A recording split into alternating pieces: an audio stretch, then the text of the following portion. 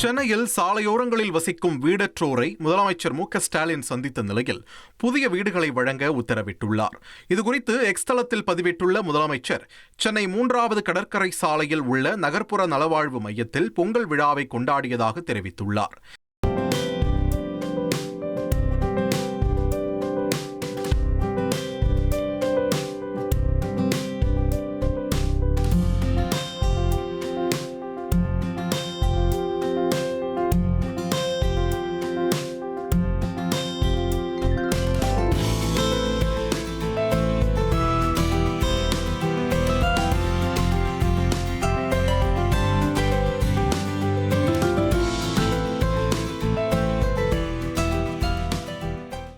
செல்லும் வழியில் நேதாஜி சாலை நாராயணப்பா தெருவில் சாலையோரங்களில் வசிக்கும் வீடற்றோரை சந்தித்ததாகவும், நகர்ப்புற வாழ்விட மேம்பாட்டு வாரிய குடியிருப்பில் அவர்களுக்கு புதிய வீடுகளை வழங்கிட ஆணையிட்டுள்ளதாகவும் குறிப்பிட்டுள்ளார்.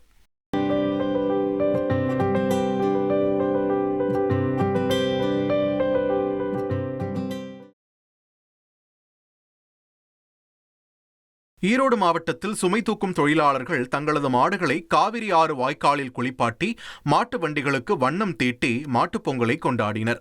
வண்டியூரான் கோவில் பகுதியில் தங்களது வாழ்வாதாரத்திற்கு உற்ற துணையாக மாடுகள் இருப்பதால் அதனை குலதெய்வமாக பார்ப்பதுடன் சுமை தூக்கும் தொழிலை தொடர்ந்து செய்து வருவதாகவும் தொழிலாளர்கள் தெரிவித்தனர். தென்காசி மாவட்டம் சங்கரன் கோவில் அருகே கிறிஸ்தவ தேவாலயத்தில் நடைபெற்ற சமத்துவ பொங்கல் விழாவில் சபை மக்கள் உற்சாகமாக கலந்து கொண்டனர். தமிழகம் முழுவதும் சமத்துவ பொங்கல் விழா சிறப்பாக கொண்டாடப்பட்டு வருகிறது. அந்த வகையில் உலக மீட்பர் கிறிஸ்தவ தேவாலயத்தில் தொடங்கப்பட்ட விழாவில் குழந்தைகள், ஆண்கள், பெண்கள் என அனைவரும் உற்சாகமாக கலந்து கொண்டனர்.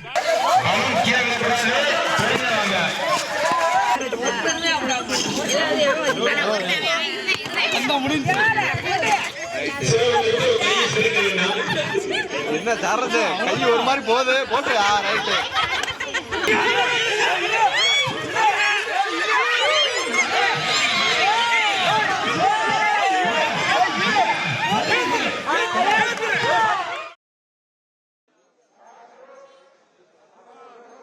மதுரை பாலமேடு ஜல்லிக்கட்டு போட்டி நடைபெறும் பகுதியில் ஐடிசி சன்ஃபீஸ்ட் சூப்பர் மில்க் சார்பில் நடத்தப்பட்ட நாட்டு மாடுகள் விழிப்புணர்வு நிகழ்ச்சி பொதுமக்கள் மத்தியில் வரவேற்பை பெற்றது.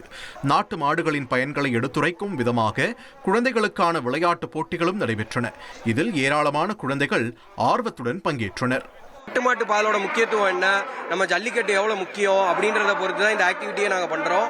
ஏன்னா ஜல்லிக்கட்டு நம்ம தமிழ் பாரம்பரியம். இந்த தமிழ் பாரம்பரியத்தை பொறுத்து நாங்கள் அதை தீமா வச்சு இன்னைக்கு குழந்தைங்களுக்கு மெயினாக என்னென்ன நாட்டு மாடுகள் இருக்கு, அந்த மாடுகள் நம்ம ஏன் பேணி பாதுகாக்கணும், அதனால என்ன பலன் அப்படின்றத வச்சு தான் நாங்கள் இந்த தீமா வச்சிருக்கோம். கடலூர் மாவட்டம் உழவர் சந்தையில் விற்பனைக்காக கொண்டு வரப்பட்ட மஞ்சள் கொத்துகள் எதிர்பார்த்த அளவில் விற்பனை ஆகாததால் 50,000 ரூபாய் அளவுக்கு நஷ்டம் ஏற்பட்டுள்ளதாக விவசாயிகள் வேதனை தெரிவித்துள்ளனர். 5 ரூபாய்க்கு கொடுத்தால் கூட மஞ்சள் கொத்துகளை வாங்க மக்கள் ஆர்வம் காட்டவில்லை என்று அவர்கள் மனக்குமுறலை வெளிப்படுத்தியுள்ளனர்.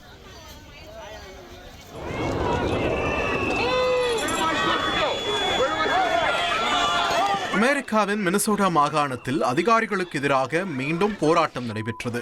மினியாபோலிஸ் பகுதியில் ரெனி குட் என்ற பெண்மணி சுட்டுக் கொல்லப்பட்ட சம்பவத்தை கண்டித்து தொடர் போராட்டம் நடைபெற்று வருகிறது. மினசோட்டாவில் ராணுவ படைகளை நிலைநிறுத்த கிளர்ச்சி சட்டத்தை பயன்படுத்தப் போவதாக அதிபர் டொனால்ட் ட்ரம்ப் எச்சரித்த நிலையில் மீண்டும் போராட்டம் நடைபெற்றது. அப்போது போராட்டக்காரர்கள் மீது போலீசார் கண்ணீர் புகைக்குண்டுகளை வீசி கலைத்தனர். Back, all the way back. I can't breathe.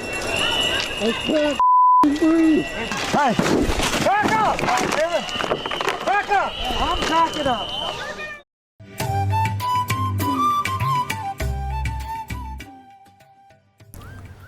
தைப்பொங்கலையொட்டி புதுச்சேரியில் லட்சிய ஜனநாயக கட்சியின் நிறுவன தலைவர் ஜோஸ் சார்ல்ஸ் மார்டின் தனது இல்லத்தில் குடும்பத்துடன் பொங்கலிட்டார்.